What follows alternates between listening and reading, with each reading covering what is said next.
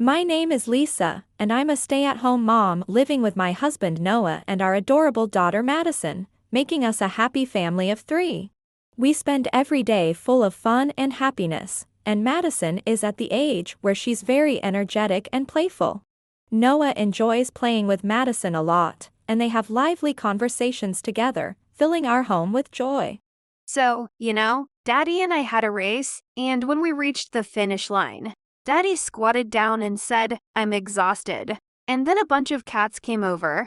They were all rubbing up against me, and I had no idea what was happening. Oh, that reminds me, last week when we went to the park, a dog came up to you while you were out walking, right?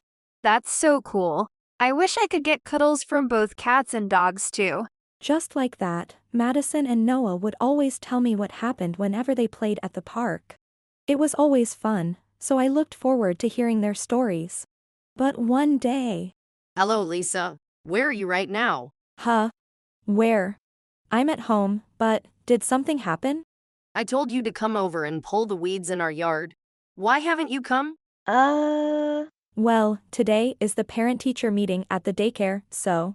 Then you should have come straight to our house afterward, right? Honestly, all you ever do is make excuses. I thought I mentioned I couldn't make it today. My mother-in-law would often call me out of the blue like this and nag about various things. The truth is, I was always troubled by how she kept trying to make me do chores and errands around their house. It got so frequent that I eventually talked to Noah about it, and... I'm really sorry. I had a firm talk with my mom about it. Thank you. I'm sorry for causing trouble. No, not at all. I should have been more aware. I'm sorry. But this should calm things down a bit, so let me know if it happens again. Thank you so much. After I talked to Noah about his mother, he immediately called her and gave her a firm warning. I thought I could finally relax. But that sense of relief didn't last long, as her behavior didn't change at all. Realizing we couldn't go on like this, we came up with a plan. A little while later. What? You are going on a hot spring trip instead of helping us around the house? That's outrageous. You should just send Noah and Madison by themselves. This trip is with families of my close friends from Madison's preschool. So I really can't help you this time. What are you talking about? I'm hosting a tea party with a bunch of friends. I understand, but we made this commitment first.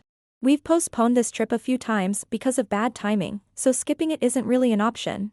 I don't care about any of that, and for the record, as the daughter-in-law, you don't get to say no to me. My mother-in-law called me again, insisting that I help her prepare for one of her regular tea parties. When I refused, she hung up the phone as if to say there was no room for argument. Then came the day of the trip. As expected, my mother-in-law called, and... Lisa, what are you doing? Hurry up and come over. You're going to make me late for the preparations. Honestly, you're always so carefree. Mother-in-law? I did tell you that I'm going on a trip with my friends and their families today, right? Yes, I know that. But you're not going on that trip anyway. So just hurry up and come over to help with the tea party. Not going on the trip. Why do you say that? It's a beautiful day outside. The forecast says the weather will be nice all week, too. It's not about the weather. I'm saying you won't be able to use your car to go on the trip. Huh? What do you mean, we can't use the car? Oh, I parked my car right smack in front of your driveway. It's blocking your car, so there's no way you can leave. Wait, you parked in front of our driveway? Yep. Now there's no chance of you going on that trip. I have to say it's a brilliant idea if I do say so myself. Wah. You blocked our driveway. That's right. Noah and Madison can just take the train or something, no problem. But you, Lisa, you can't just leave the car sitting there, can you? Well, I guess we can't get the car out, but we have to return my parents' company car too, and we've been renting it more frequently, though. Anyway, it's way too early for you to be going on fancy trips. It's too indulgent. You should stay home and do chores for the rest of your life. Now hurry up and come help me, okay?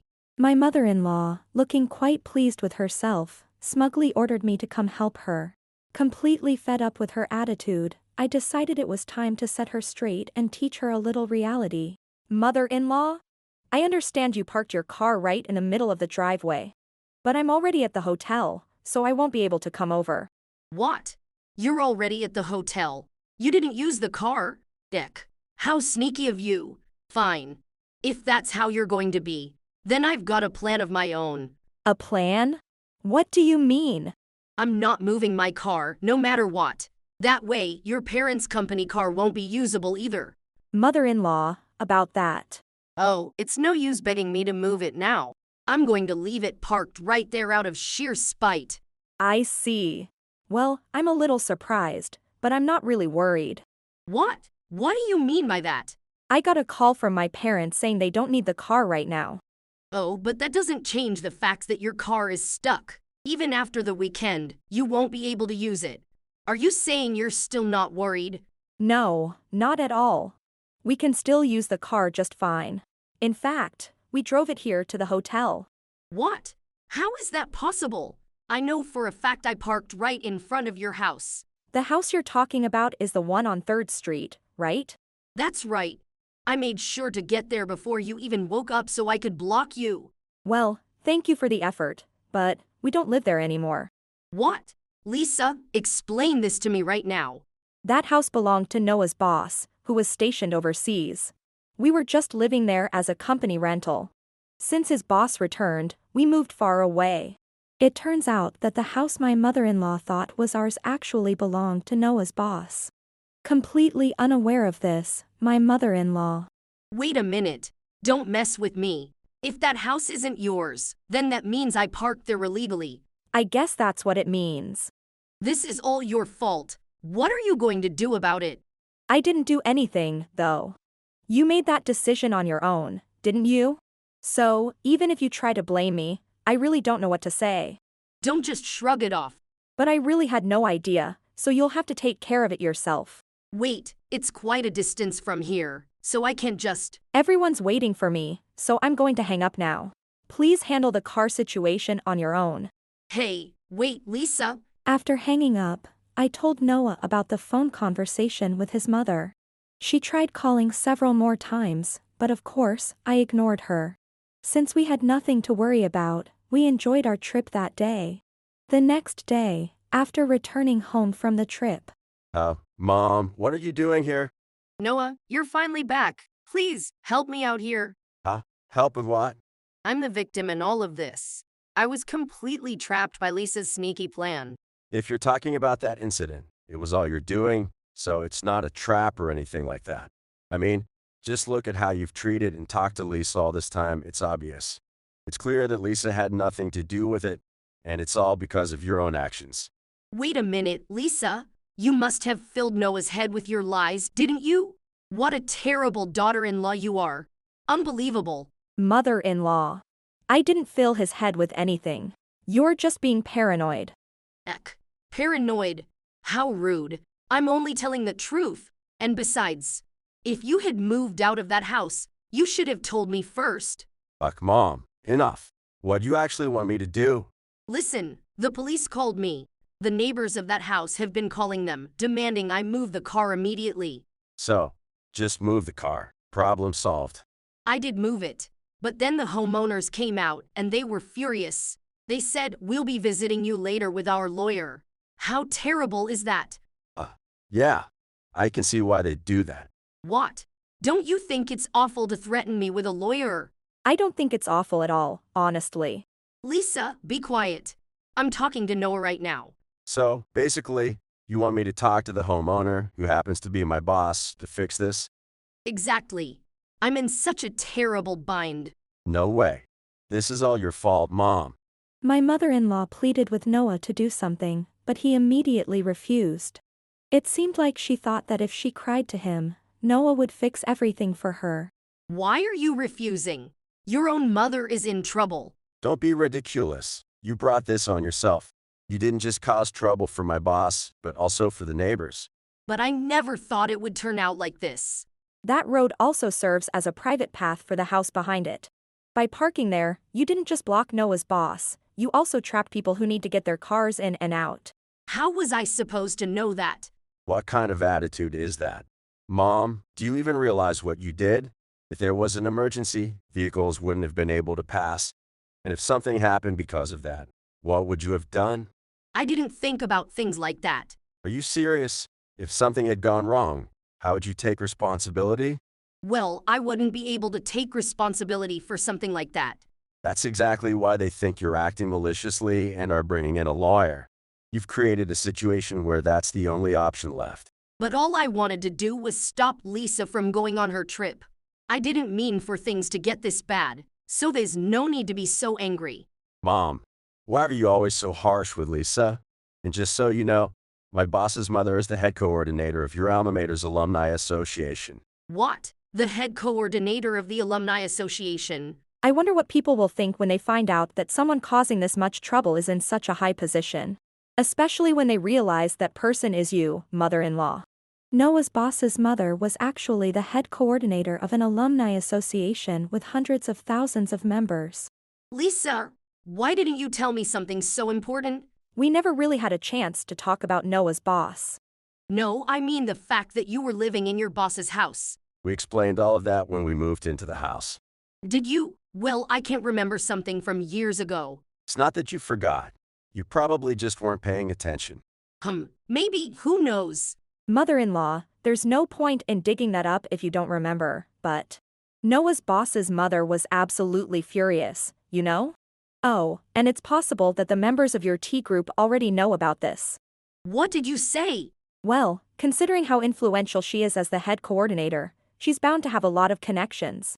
And if she's already consulting a lawyer, she's probably mentioned it to others. Yeah, I can see that. She's probably told people something like, "Can you believe what happened to me?" by now. That would be a disaster. But when you really think about it, this is all Lisa's fault, isn't it? But since Lisa's just a stay-at-home wife with no influence on your boss, she's really useless here. So, Noah, how about you step in and talk to your boss for me? If I talk to my boss, it'd only be to apologize. I don't see any reason to defend you when you're clearly in the wrong. So you're just going to let me suffer, Noah? I didn't say that, but this is all your fault, and honestly, I'm really disappointed in you. Disappointed? What do you mean? I didn't think you were someone with no sense of common decency or ability to reflect on your actions. Noah was so fed up with his mother's careless remarks that, for once, he got really angry. It seemed Noah had finally had enough of his mother's reckless behavior. Mom, you know what? Just keep acting like that if you want. What do you mean acting like that? I'm just asking for help because I'm in trouble, that's all. Mother-in-law, the one who caused this whole mess is you. I just wish you'd take some responsibility for it. But you don't think you did anything wrong, do you? Of course I don't. I didn't know that road was private. Besides, nothing bad happened, so it's fine, isn't it? Are you seriously saying that? Obviously. If I didn't do anything wrong, I should stand my ground. That's it. I'm done. Mom, I'm cutting you off for good. Cutting me off? Noah, don't be so dramatic. All you have to do is talk to your boss a little and it'll be over, right? If that's what you think, why don't you go and tell him yourself that you're my mother? But since the lawyer's getting involved, I thought I couldn't handle it alone. That's why I'm asking for your help, Noah. No. As of this moment, you're no longer my family. You're just a stranger. I'm serious about cutting ties. Don't rely on me or Lisa ever again. Now get out. Oh, Daddy's really mad, Grandma. You should go home. Daddy always says people who can't say sorry are no good, right? Hearing Madison's words, my mother-in-law suddenly realized the gravity of her situation. Wait, please, Noah. Don't say you're cutting ties with me. Please don't cut me off. I've had enough. I don't want anything to do with such a careless mother anymore. Lisa, please tell Noah not to cut me off. I refuse. I'm Noah's wife, and I respect his decision. But the lawyer's coming. What am I supposed to do on my own? Noah, please help me. I'm begging you. I said no. Handle it yourself. Fine, I'll go apologize. Lisa, come with me, please. No way. You tried to ruin my trip and cause trouble for my parents too. I'll apologize for that too. I swear I'll never do anything like that again. I don't believe a word you say anymore. Please believe me. I'm truly sorry for everything. It's too late. Now, please just leave. Bye-bye, Grandma. Take care. Although my mother-in-law repeatedly apologized, Noah never forgave her. Word of the incident spread to our relatives, who all cut ties with her as well. On top of that, not only did the Alumni Association members turn their backs on her, but her friends also began to look at her with disdain. It turned out that one of the neighbors she inconvenienced was a friend of a local acquaintance, causing the story to spread even further. Now, my mother-in-law was whispered about and gossiped behind her back, making her feel increasingly isolated. Gradually, she found it harder to leave the house and eventually became a recluse. Losing all her connections with the neighbors and the Alumni Association, she now lived a miserable life, constantly anxious and paranoid about what others thought of her. As for us. So anyway, my boss gave us a gift box of sweets, so let's do again. They've always been so kind, even when we lived in their house. What a wonderful couple. He said, I probably gave you both a fright, but honestly, we're the ones who should be apologizing. Well then, let's enjoy the gift. Madison, where did you learn to say that? Because whenever we get food, Daddy always says that. Oh, I guess I do say that a lot. All right, just like Madison said, let's enjoy the treat. Okay. I'll go grab some drinks. Noah's boss was always considerate of us. He was a great person, well respected and trusted within the company. But the fact that he would go out of his way to do these things for us was undeniable proof that Noah, too, was a trusted and valued employee. Realizing this made me respect Noah even more from the bottom of my heart. As I reflected on all of this, I felt an overwhelming sense of gratitude as I watched the two of them laughing happily together today, feeling truly blessed. If you enjoyed this video, we'd be thrilled if you subscribed to our channel. Subscribing means you'll receive notifications for new videos, keeping you in the loop with all our latest content. Your support is vital to our growth. Let's enjoy and grow together.